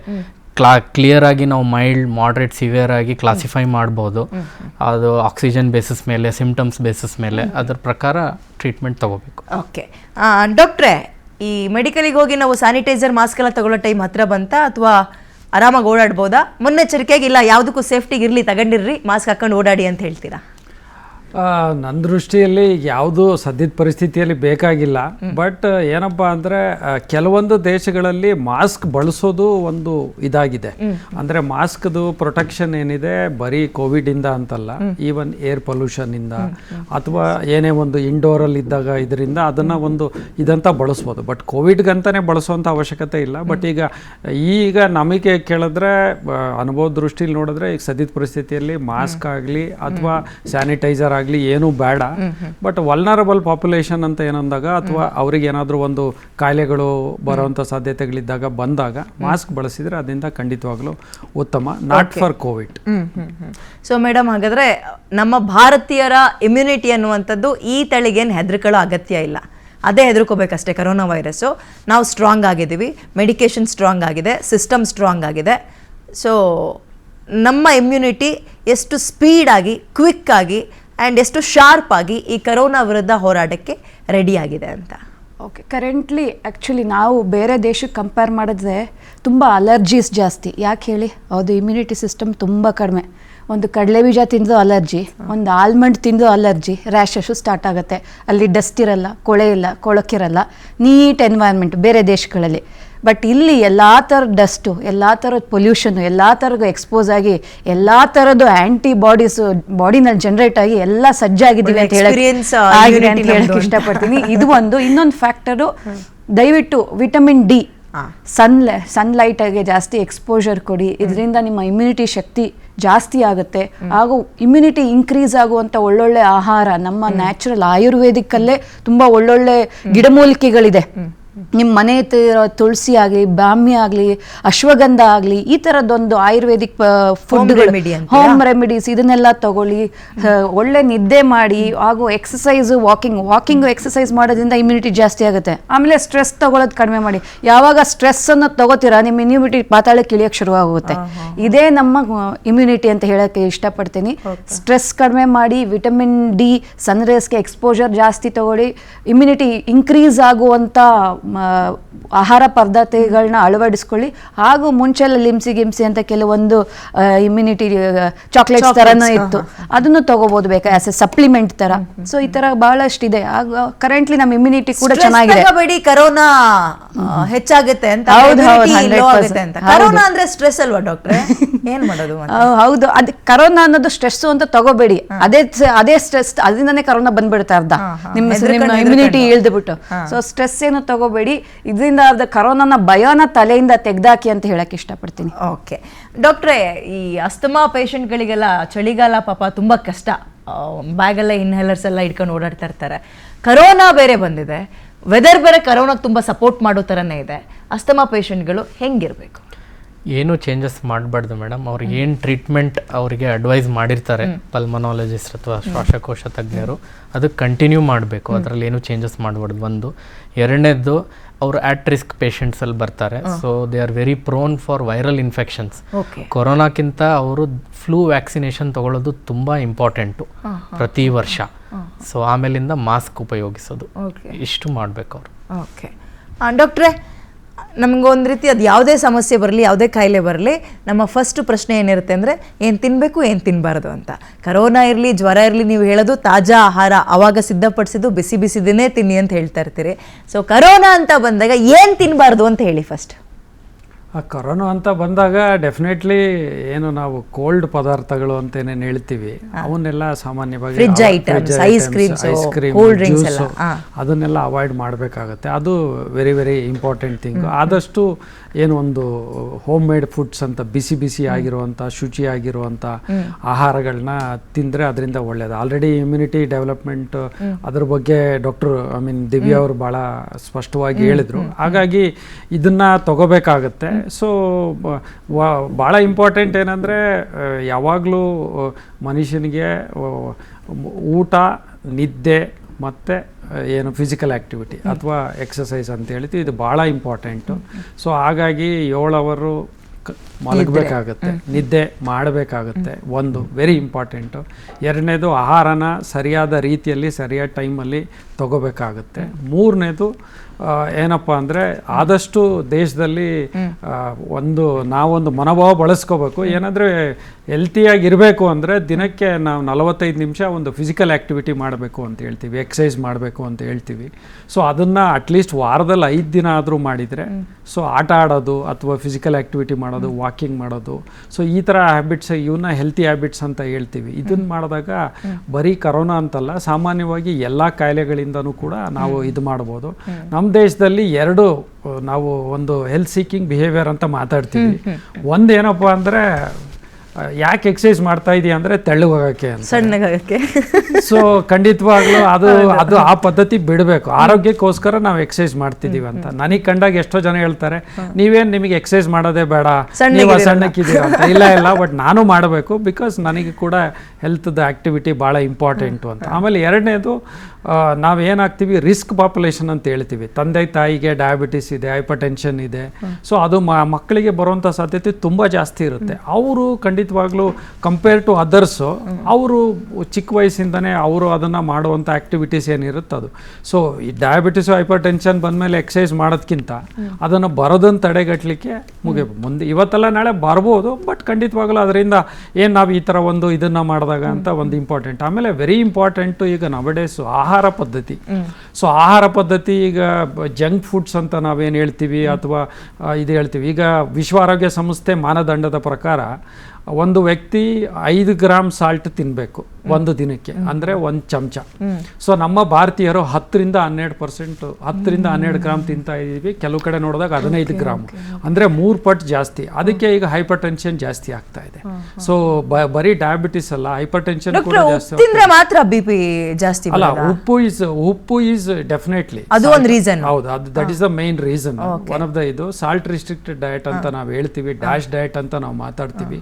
ಸೊ ಹಾಗಾಗಿ ಉಪ್ಪಿನಂಶ ಕಮ್ಮಿ ಮಾಡಬೇಕು. ಸೊ ಮನೇಲಾದರೆ ಕಮ್ಮಿ ಆಗುತ್ತೆ, ಮತ್ತು ಹೊರಗಿಂದ ಇದ್ದರೆ ಜಾಸ್ತಿ ಆಗುವಂಥ ಸಾಧ್ಯತೆ ಇರುತ್ತೆ. ಪ್ಯಾಕೆಟ್ ಅಥವಾ ಪ್ರೊಸೆಸ್ ಫುಡ್ಡಲ್ಲಿ ಕೂಡ ಇದೆ. ಸೊ ಈ ಒಂದು ಹಂತದಲ್ಲಿ ನೋಡಿದಾಗ ಇದರಿಂದ ಕಾಯಿಲೆಗಳು ಜಾಸ್ತಿ ಆಗ್ತಾ ಹೋಗುತ್ತೆ. ಕರೆದಿರೋವಂಥ ಎಣ್ಣೆ ಪದಾರ್ಥಗಳನ್ನ ಕಮ್ಮಿ ಮಾಡಬೇಕು ಆದಷ್ಟು. ಸೊ ಯಾವುದು ಬಾಯಿಗೆ ರುಚಿನೋ ಅದು ದೇಹಕ್ಕೆ ಖಂಡಿತ. ಡಾಕ್ಟರ್, ಈಗ ನೀವು ನಿಮ್ಮ ಕ್ಲಿನಿಕ್ ಮತ್ತು ಹಾಸ್ಪಿಟಲ್ಗಳಿಗೆ ಬಂದರೆ ಪೇಷಂಟ್ಗಳಿಗೆ ಹೇಳೋದಿಷ್ಟೇ, ಮನೆ ಊಟ ಮಾಡಿ, ಇನ್ಸ್ಟೆಂಟ್ ಫುಡ್ಗಳಿಗೆ ಹೋಗಬೇಡಿ, ಜಂಕ್ ಫುಡ್ ತಿನ್ನಬೇಡಿ, ಬಿಸಿ ಊಟನೇ ಮಾಡಿ, ವರ್ಕೌಟ್ ಮಾಡಿ, ಜಿಮ್ಮಿಗೆ ಹೋಗ್ತಿರೋ, ವಾಕಿಂಗ್ ಮಾಡ್ತಿರೋ, ಯೋಗ ಮಾಡ್ತಿರೋ, ರನ್ ಮಾಡ್ತಿರೋ, ನಿಮಗೆ ಬಿಟ್ಟಿದ್ದು. ಇದನ್ನು ತುಂಬ ಹೇಳ್ತಾನೆ ಇರ್ತೀರಿ, ಬಟ್ ನೀವು ಎಷ್ಟು ಹೇಳ್ತಿರೋ ಅಷ್ಟು ನೆಗ್ಲೆಕ್ಟ್ ಮಾಡ್ತಾ ಇದ್ದಾರೆ ಜನ. ಏನಾಗುತ್ತೆ? ಬರೀ ಕರೋನಾ ವಿಚಾರದಲ್ಲ, ಒಳ್ಳೆ ಊಟ, ಒಳ್ಳೆ ನಿದ್ರೆ, ಒಳ್ಳೆ ವ್ಯಾಯಾಮ ದೇಹಕ್ಕೆ ಸಿಗಲಿಲ್ಲ ಅಂದರೆ ಏನಾಗುತ್ತೆ? ಅಲ್ಲ, ಖಂಡಿತವಾಗ್ಲೂ ಈಗ ನೋಡಿ, ಹಲವಾರು ಕಾಯಿಲೆಗಳು ಬರುವಂಥ ಸಾಧ್ಯತೆ ಇರುತ್ತೆ. ನಮ್ಮ ದೇಶದಲ್ಲಿ ಈಗ ಹೊಸ ಡೇಟಾ ನಾವು ನೋಡಿದ್ರೆ 5 ಜನ, 4 ಜನರಲ್ಲಿ ಒಬ್ಬರಿಗೆ ಡಯಾಬಿಟಿಸ್ ಇದೆ. ಸೊ ಭಾರತ ಶುಗರ್ಗೆ ಶುಗರ್ ತರಿಸಬಹುದು. ಅಲ್ಲ, ಮುಂದೆ ನಂಬರ್ಸ್ ಇದೆ. ಹೌದು, ನಮ್ದು almost they are telling diabetic capital of the world ಅಂತ ಹೇಳ್ತೀವಿ. ಸೊ ಈಗ ಹೊಸದು ಇನ್ನೊಂದು ಡೇಟಾ ನೋಡಿದಾಗ 5 ಜನದಲ್ಲಿ ಒಬ್ಬರಿಗೆ BP ಇದೆ. ಸೊ 4 ಜನದಲ್ಲಿ ಒಬ್ಬರಿಗೆ ಡಯಾಬಿಟಿಸ್ ಇದೆ, 5 ಜನದಲ್ಲಿ ಒಬ್ಬರಿಗೆ BP ಇದೆ. ಸೊ ಖಂಡಿತವಾಗ್ಲೂ ಎಲ್ಲರಿಗೂ ಒಬ್ಬರು ತಂದೆ ಅಥವಾ ತಾಯಿಗೆ ಅಥವಾ ಅಜ್ಜಿಗೆ ಯಾರೋ ಇದ್ದರೆ ಅಂಥವ್ರಿಗೆ ಖಂಡಿತವಾಗ್ಲೂ ಬರುವಂಥ ಸಾಧ್ಯತೆ ಹೆಚ್ಚಿಗೆ ಇರುತ್ತೆ ಬೇರೆಯವ್ರಿಗೆ ಕಂಪೇರ್ ಮಾಡಿದ್ರೆ. ಸೊ ಹಾಗಾಗಿ ಅವರು ಡೆಫಿನೆಟ್ಲಿ ಫಾಲೋ ಮಾಡಬೇಕು, ಎಲ್ಲರೂ ಫಾಲೋ ಮಾಡಬೇಕು. ಸೊ ಒಂದು ಹಂತದಲ್ಲಿ ನಾವೇನು ಹೇಳ್ತೀವಿ, ಆರೋಗ್ಯವೇ ಭಾಗ್ಯ ಅಂತೀವಿ. ಸೊ ನಿಮ್ಮ ಹತ್ರ ಏನೇ ಇರ್ಬೋದು, ಆರೋಗ್ಯ ಒಂದಿದ್ರೆ ಆಗೋದಿಲ್ಲ. ಸೊ ಅದ್ರ ಜೊತೆ ಏನಾಗಿದೆ ಅಂದರೆ, ಈಗ ಇನ್ನೊಂದು ಲಾಸ್ಟ್ ಆಸ್ಪೆಕ್ಟ್ ಅಂದರೆ ವಿದ್ಯಾ ಅವರು ಹೇಳ್ದಂಗೆ stress. So very important. Stress ನಾವು ತೊಗೊತೀವಿ, ಸ್ಟ್ರೆಸ್ನ ಬರೋದನ್ನು ಕೆಲವೊಂದು ಟೈಮಲ್ಲಿ ಆದಷ್ಟು ಸ್ಟ್ರೆಸ್ ತೊಗೋಬಾರ್ದು ಅಂತ ಹೇಳ್ತೀವಿ. ಸ್ಟ್ರೆಸ್ ಬಂದಾಗ ಸ್ಟ್ರೆಸ್ನ ಹೆಂಗೆ ರಿಲೀವ್ ಮಾಡಬೇಕು ಅಂತಲೂ ನೋಡ್ಕೋಬೇಕು. ಸೊ ಅವರಿಗಿರುವಂಥ ಒಂದು ಜನಗಳ ಹತ್ರ ಮಾತಾಡೋದಿರ್ಬೋದು, ಆಟ ಆಡೋದ್ರಿಂದ ಇಡ್ಬೋದು, ಮ್ಯೂಸಿಕ್ ಕೇಳೋದ್ರಿಂದ ಹಿಡ್ದು ಅದನ್ನು ಕೂಡ ಸ್ಟ್ರೆಸ್ನ ರಿಲೀವ್ ಮಾಡಬೇಕಾಗುತ್ತೆ. ಈಗ number one of the leading causes for many diseases, ಕೆಲವರು ಎಷ್ಟೋ ಜನ ಪೇಷಂಟ್ ಬರ್ತಾರೆ, ಅವರಿಗೆ ಫ್ಯಾಮಿಲಿ ಹಿಸ್ಟ್ರಿ ಇಲ್ಲ, ಅವ್ರಿಗೇನೂ ಇಲ್ಲ. ಅದು ನೋಡಿದ್ರೆ ಅವರಿಗೆ ನೋಡಿದ್ರೆ ಒಂದು ಡಯಾಬಿಟಿಸು ಕಾಣಿಸ್ಕೊಂಡಿರುತ್ತೆ ಅಥವಾ ಬಿ ಪಿ ಬಂದಿರುತ್ತೆ. ಯಾಕಂದರೆ most of the time it could be because of stress again ಮಲಗದೇ ಇರೋದ್ರಿಂದ ಬರ್ಬೋದು, ವರ್ಕ್ ಪ್ರೆಷರ್ಸಿಂದ ಬರ್ಬೋದು. ಸೊ ಹಾಗಾಗಿ ಏನು ಈ ಒತ್ತಡ, ಮಾನಸಿಕ ಒತ್ತಡ ಅಂತ ಏನು ಹೇಳ್ತೀವಿ, ಓದೋದ್ರಿಂದ ಇಡ್ಬೋದು. ಸೊ ಎಲ್ಲರಿಗೂ ಸ್ಟ್ರೆಸ್ ಇರುತ್ತೆ. ಈಗ ಸ್ಟ್ರೆಸ್ನ ಆದಷ್ಟು ಕಮ್ಮಿ ಮಾಡ್ಕೋಬೇಕು. ಅದನ್ನು ಹೆಂಗೆ ಓವರ್ಕಮ್ ಮಾಡಬೇಕು ಅನ್ನೋದ್ರ ಬಗ್ಗೆ ಭಾಳಷ್ಟು ಅವ್ರು ಗಮನ ಕೊಟ್ಟರೆ ಒಳ್ಳೆ. ಅಂದ್ರೆ ಡಾಕ್ಟ್ರೆ ಹಿಂದೆಲ್ಲ ಹೇಳೋರಲ್ಲ, ಸಾವಿಲ್ದಿದ್ ಮನೇಲಿ ಸಾಸಿವೆ ತಗೋಬಾ, ಈಗ ಸ್ಟ್ರೆಸ್ ಇಲ್ದಲ್ಲೇ ಇರೋ ಮನೆಗೆ ಹೋಗ್ಬಾ ನೋಡೋಣ ಅನ್ನಂಗೆ ಆಗಿದೆ. ಖಂಡಿತವಾಗ್ಲು ಕರೆಕ್ಟ್. ಬರ್ತೀನಿ ನಾನು. ಕೊಡಬಾರ್ದು. ಆಗಲ್ಲ, ಈಗ ಮನೆ ಕೆಲಸ, ಆಫೀಸ್ ಕೆಲಸನ ಆಫೀಸ್ ಗೇಟಲ್ಲೇ ಬಿಟ್ಟು ಹೋಗ್ಬೇಕು ಅನ್ಕೊಳ್ತೀವಿ. ಇಲ್ಲ, ಆಫೀಸ್ ಪ್ರೆಷರ್ ತಗೊಂಡೋಗಿ ಮನೇಲಿ ಜಗಳ ಮಾಡ್ತಾರೆ, ಮನೇಲೂ ನೆಮ್ಮದಿಯಾಗಿರಲ್ಲ. ಓದೋ ಮಕ್ಳಿಗೆ ಸ್ಟ್ರೆಸ್ ಇದೆ, ಕೆಲಸ ಮಾಡೋ ದೊಡ್ಡವ್ರಿಗೆ ಸ್ಟ್ರೆಸ್ ಇದೆ.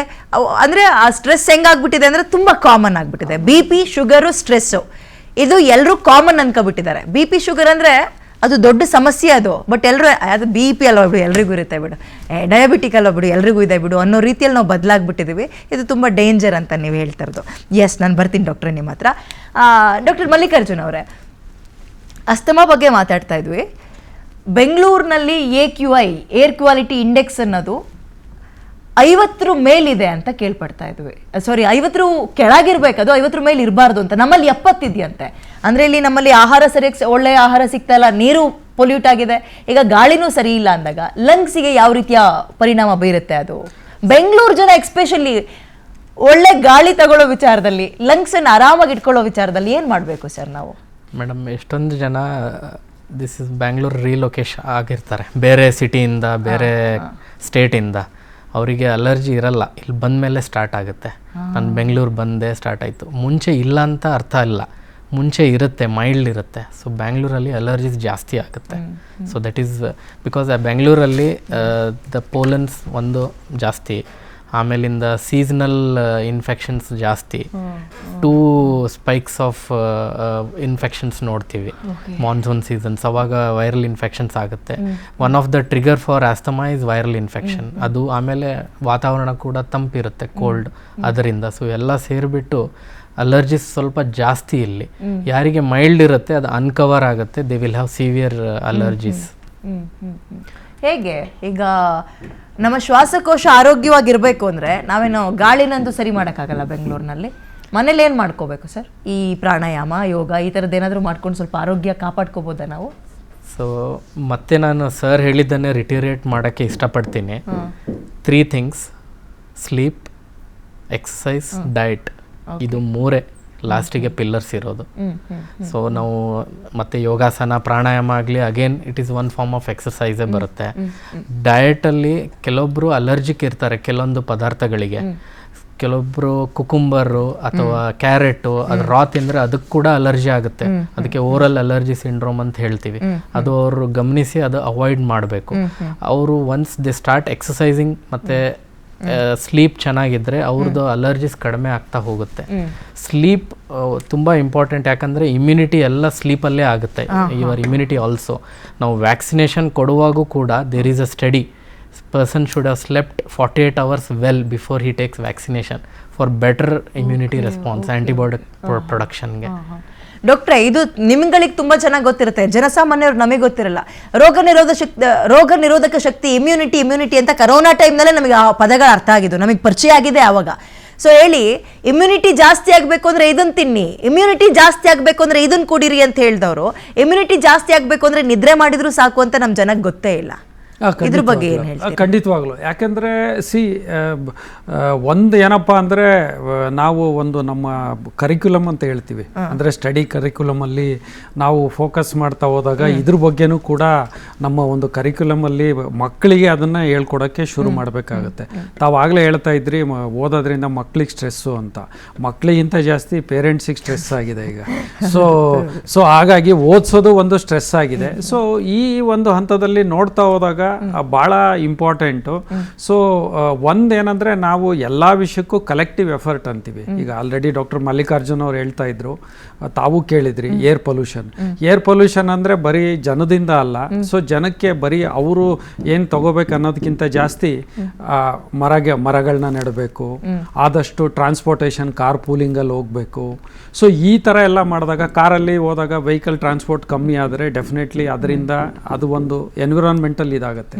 ಸೊ ನಮ್ಮಲ್ಲಿ ಯಾವಾಗಲೂ ವಿದೇಶಗಳಲ್ಲಿ ನಾನು ಹೋದಾಗ ನಾನು ಕಳ್ಕೊಂಡಿರೋ ಒಂದು ಸತ್ಯ ಏನಂದರೆ, ಅವರು ಪ್ಲಾಸ್ಟಿಕ್ ಆಗಲಿ ಅಥವಾ ಯಾವುದೇ ಆಗಲಿ ಅದು ಅವ್ರದ್ದೊಂದು ಒಳ್ಳೆ ಬಿಹೇವಿಯರ್ ಇರುತ್ತೆ. ನಮ್ಮ ಮುಂದಿನ ಮಕ್ಕಳಿಗೆ ಒಳ್ಳೆ ಪರಿಸರ ಉಳಿಸೋಗ್ಬೇಕು, ಶುದ್ಧವಾದ ಗಾಳಿ, ಶುದ್ಧವಾದ ನೀರು ಅಂತ. ಅದು ನಮ್ಮ ದೇಶದ ಜನಗಳು ಕೂಡ ಅದನ್ನು ಅರ್ಥ ಮಾಡ್ಕೋಬೇಕಾಗತ್ತೆ, ಮರ ಗಿಡಗಳನ್ನ ನೆಡಬೇಕು.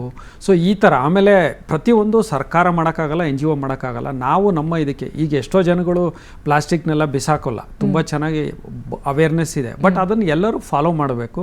ಬರೀ ರೂಲ್ಸ್ ಇದೆ, ರೆಗ್ಯುಲೇಷನ್ ಇದೆ ಅಂತ ಅಷ್ಟೇ ನಾವು ಅದನ್ನು ಮಾಡಬಾರ್ದು. ಸೊ ಈ ಒಂದೆಲ್ಲ ನೋಡ್ತಾ ಹೋದಾಗ ನಾವು ಅದು ಏನು ನಾವು ಹೇಳ್ತೀವಿ, ಅದು ನಮ್ಮ ಇದರಲ್ಲಿ ಕಂಪ್ಲೀಟ್ ಬಿಹೇವಿಯರಲ್ ಚೇಂಜ್ ಅಂತ ಮಾಡಿಕೊಂಡ್ರೆ ಜನಗಳಲ್ಲಿ ಖಂಡಿತವಾಗ್ಲೂ ಅದರಿಂದ ಒಂದು ಒಳ್ಳೇದಾಗುತ್ತೆ. ಪ್ಲಾಸ್ಟಿಕ್ ಅವಾಯ್ಡ್ ಬಗ್ಗೆ ಹೇಳಿದ್ರಿ. ಕನಿಷ್ಠ ಪಕ್ಷ ಬೆಂಗಳೂರಿನಂತ ಸಿಟಿ ತಗೊಂಡಾಗ ಕನಿಷ್ಠ ಒಂದು 8 ರಿಂದ 12 ಕವರ್ ದಿನ ನಮ್ಮ ಮನೆ ಒಳಗೆ ಬರ್ತಾ ಇದೆ. ಅದು ಬೆಳಗ್ಗೆ ತಗೊಳ್ಳೋ ಟೊಮೆಟೊಯಿಂದ ಹಿಡಿದು, ಹಾಲಿಂದ ಹಿಡಿದು, ರಾತ್ರಿಗೆ ನಾವೇನೋ ಸ್ನ್ಯಾಕ್ಸ್ ಅಂತ ತಿನ್ನೋ ತನಕ ಕವರ್ಗಳು ಕನಿಷ್ಠ 12 ರಿಂದ 18 ಅಥವಾ 8 ರಿಂದ 12 ಅಂತೂ ಪ್ರತಿಯೊಬ್ಬರು ಮನೆಯೂ ಸೇರ್ತಾ ಇದೆ. ಗೊತ್ತಿಲ್ಲ ಇದು ಎಲ್ಲಿಗೆ ಹೋಗಿ ನಿಂತ್ಕೊಳ್ಳುತ್ತೋ ಅಂತ. ಓಕೆ, ಟಾಪಿಕ್ ಸ್ವಲ್ಪ ಡೈವರ್ಟ್ ಆಯಿತು, ಕರೋನಾ ಬಗ್ಗೆ ಮಾತಾಡ್ತಾ ಇದ್ವಿ. ಅಗೇನ್ ನಾವು ಟ್ರ್ಯಾಕಿಗೆ ಬರೋಣ. ಡಾಕ್ಟರ್ ಚಂದ್ರಶೇಖರ್ ಅವರೇ, ನಿಮ್ಮ ಲಾಸ್ಟ್ ಮೆಸೇಜ್ ನಿಮ್ಮ ತುಮಕೂರಿನ ಜನಕ್ಕೆ, ಧೈರ್ಯವಾಗಿರಿ, ಕರೋನಾಗೆ ನಾವು ರೆಡಿ ಆಗಿದ್ದೀವಿ, ತಲೆ ಕೆಡಿಸ್ಕೊಬಿಡಿ ಅನ್ನೋಕೆ. ಏನ್ ಮ್ಯಾಮ್, ನಾವು ಎಲ್ಲರಿಗೂ ಹೇಳೋದಿಷ್ಟೇ, ಪ್ಯಾನಿಕ್ ಆಗಬೇಡಿ, ಯಾವುದೇ ಆತಂಕ ಹೆದರ್ಕೋಬೇಡಿ, ಆರಾಮಾಗಿ ನಿಮ್ಮ ಮನೇಲಿ ಏನೈತೆ ನೀಟಾಗಿ ಸ್ವಚ್ಛವಾಗಿ ಊಟ ಮಾಡಿ, ಆರಾಮಾಗಿರಿ, ಈಚೆ ಕಡೆ ಹೋಗ್ಬೇಡಿ. ಜನ ಏನ್ ಹೇಳಿದ್ರು ತಲೆ ಕೆಡ್ಸ್ಕೊಂಡ್ಬೇಡಿ. ಅಕಸ್ಮಾತ್ ಏನಾದ್ರು ಆತರ ಇದ್ರೆ ಹತ್ರ ಆಸ್ಪತ್ರೆಯಲ್ಲಿ ಹೋಗಿ ತೋರ್ಸ್ಕೊಳ್ಳಿ, ಅವ್ರು ಏನ್ ಟ್ರೀಟ್ ಮಾಡ್ತಾರೆ ಟ್ರೀಟ್ ಮಾಡಿಸ್ಕೊಳ್ಳಿ. ತೀರಾ ಆತರ ಏನಾದ್ರೆ ನನಗೆ ಕಾಂಟ್ಯಾಕ್ಟ್ ಮಾಡಿ, ನಾನು give you suggestion for this. ಇದು ಯಾರು ಹೆದರ್ಕೊಳ್ಳೋಂತ ಅವಶ್ಯಕತೆ ಇಲ್ಲ. ತುಮಕೂರು ಜಿಲ್ಲೆಯಲ್ಲಿ ಎಲ್ಲರಿಗೂ ನಾವಿದ್ದೀವಿ, ನಾವು ಆರೋಗ್ಯ ಇಲಾಖೆ ಸನ್ನದ್ಧವಾಗಿದೆ ಅಂತ ಹೇಳಕ್ಕೆ ಇಚ್ಛೆ ಪಡ್ತೇನೆ. Okay, anyway thank you sir. Thank you sir. Thank you. Yes sir, corona ಹೆಚ್ಚಾಗ್ತಾ ಇದೆ ಅನ್ನುವ ಆತಂಕದ ನಡುವೆ ಒಬ್ಬ ತಜ್ಞ ವೈದ್ಯರಾಗಿ ನಿಮ್ಮ ಮೆಸೇಜ್ ಏನು? ಖಂಡಿತವಾಗ್ಲೂ ಇದು ಒಮಿಕ್ರಾನ್ದು ಸಬ್ಲಿನಿಯಂಟ್ ಆಗಿರೋದ್ರಿಂದ ಖಂಡಿತವಾಗ್ಲೂ ಇದು ಕೇಸಸ್ ಜಾಸ್ತಿ ಆಗಬಹುದು, ಆಗದೇನೂ ಇರ್ಬೋದು. ಆದರೂ ಯಾರು ಆತಂಕ ಪಡುವಂಥ ಅವಶ್ಯಕತೆ ಇಲ್ಲ. ತಮ್ಮದೇನಿದೆ ಅದನ್ನು ನೋಡಬೇಕು. ಯಾಕಂದರೆ ಈ ಕೇಸಸ್ ನೋಡಿದಾಗ ಕೇಸಸ್ ಜಾಸ್ತಿ ಆದರೂ ಕೂಡ ಸಿವಿಯಾರಿಟಿ ಅಂತ ಏನಿರಲ್ಲ. ಸೊ ಆದ್ದರಿಂದ ಕರೋನಾದ ಬಗ್ಗೆ ಯಾವುದೇ ಭಯ ಬೇಡ. ಕರೋನಾ ಬರುತ್ತೆ ಅಂತ ಸದ್ಯದ ಪರಿಸ್ಥಿತಿಯಲ್ಲಿ ನಮ್ಗೆ ಅನಿಸಲ್ಲ. ಸೊ ಕರೋನಾ ಕೇಸಸ್ಗಳು ಪ್ರತಿ ವರ್ಷ ಥ್ರೂಔಟ್ ದ ಇಯರ್ ರಿಪೋರ್ಟ್ ಆಗ್ತಾನೆ ಇರುತ್ತೆ. ಸೊ ದಟ್ ಈಸ್, ಯಾಕಂದರೆ ಆಪ್ರೇಷನ್ ಮಾಡ್ಲಿಕ್ಕೆ ಹೋದಾಗ ಕರೋನಾ ಟೆಸ್ಟ್ ಮಾಡ್ತಾರೆ, ಹುಷಾರಿಲ್ಲ ಅಂದ ಕರೋನಾ ಟೆಸ್ಟ್ ಮಾಡ್ತಾರೆ. ಈಗ ಸತ್ತಿರೋ 4 ಜನನು ನೇರ ಕರೋನಾ ಬಂತು ಸತ್ತೋಗ್ಬಿಟ್ರು ಅಂತಲ್ಲ, ಬೇರೆ ಬೇರೆ ಕಾಯಿಲೆ ಇತ್ತು. ಟೆಸ್ಟ್ ಮಾಡಿದಾಗ ಕರೋನಾ ಕೂಡ ಪಾಸಿಟಿವ್ ಬಂದಿದೆ. ಬಹಳಷ್ಟು ಯಾರಿಗೆ ಗೊತ್ತು ಸರ್, ನಾವು 4-5 ಜನ ಕೂತಿದ್ವಿ, ನಮ್ಮಲ್ಲಿ ಯಾರಿಗೆ ಕರೋನಾ ಬಂದಿದೆ ಅಂತ ಯಾರಿಗೆ ಗೊತ್ತು? ಬಟ್ ಚೆನ್ನಾಗಿದ್ದೀವಲ್ಲ, ಇರ್ಬೋದು, ಸಿಂಪ್ಟಮ್ಯಾಟಿಕ್ ಇರ್ಬೋದು. ಸೊ ನಾವು BBMP ಡೆತ್ ಆಡಿಟ್ ಕಮಿಟಿಲಿದ್ದಾಗೂ ಕೂಡ ಕರೋನಾ ನಿಂತ ಮೇಲೆ ನಾವು ಅದನ್ನ ಮಾಡ್ತಾ ಇದ್ದಾಗ ಬಹಳಷ್ಟು ಕಡೆ ಡೆತ್ ಆಗಿರೋದು not because of Corona, it is a incidental finding. ಎಲ್ಲೋ ಒಂದು ಏನೋ ಕಾಯಿಲೆ ಇರುತ್ತೆ, ಅದನ್ನ ನೋಡಿದಾಗ ಕರೋನಾ ಅಂತ ಬರುತ್ತೆ. ಹಾಗಾಗಿ ಕರೋನಾದ ಬಗ್ಗೆ ದಯವಿಟ್ಟು ಯಾರು ಆತಂಕ ಪಡೋದು ಬೇಡ. ಅದರಿಂದ ಸಾಕಷ್ಟು ಅನುಭವಿಸಿದ್ದೀವಿ.